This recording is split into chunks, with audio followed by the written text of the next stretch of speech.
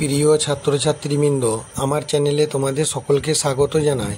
আজ তোমাদের সামনে যে প্রশ্ন উত্তর টেনেছি সেটি বাঁকুড়া বিশ্ববিদ্যালয়ের বাংলা তৃতীয় সেমিস্টার মাইনরের প্রশ্ন উত্তর।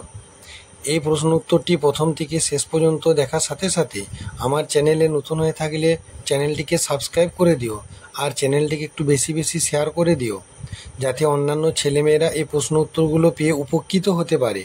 দেখো, আজকের প্রশ্ন হলো গদ্য ছন্দ কাকে বলে? উদাহরণসহ গদ্য ছন্দের বৈশিষ্ট্যগুলি আলোচনা করো। উত্তর দেখো, যে ছন্দে নির্দিষ্ট করে মাত্রাবিন্যাসের বন্ধন থেকে পংক্তিগুলি মুক্ত হয়ে একরকম স্পন্দমান রূপ ও রীতি সামনে আনে, আর কবিরা তাঁদের কাব্যের ভাবপ্রকাশে কখনো এমন গদ্যকেই বহন করে নেন, তাকেই বলে গদ্য ছন্দ। নিম্নে গদ্য ছন্দের বৈশিষ্ট্যগুলি সূত্রাকারে আলোচনা করা হলো।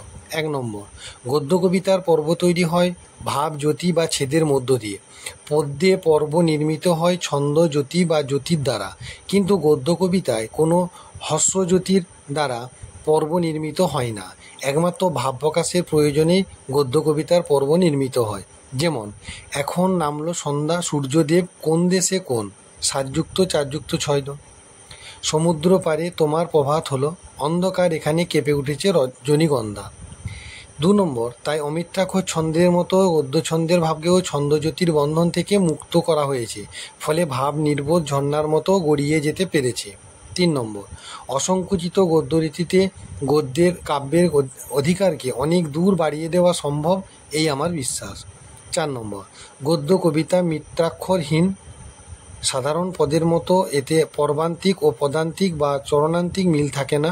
5 নম্বর, এমনকি স্তবকে পঙ্ক্তির বিন্যাসে কোনো নির্দিষ্ট নিয়ম অনুসৃত হয় না, এর ফলে গদ্য ছন্দে স্তবক জোড় বিজোড় হতে পারে।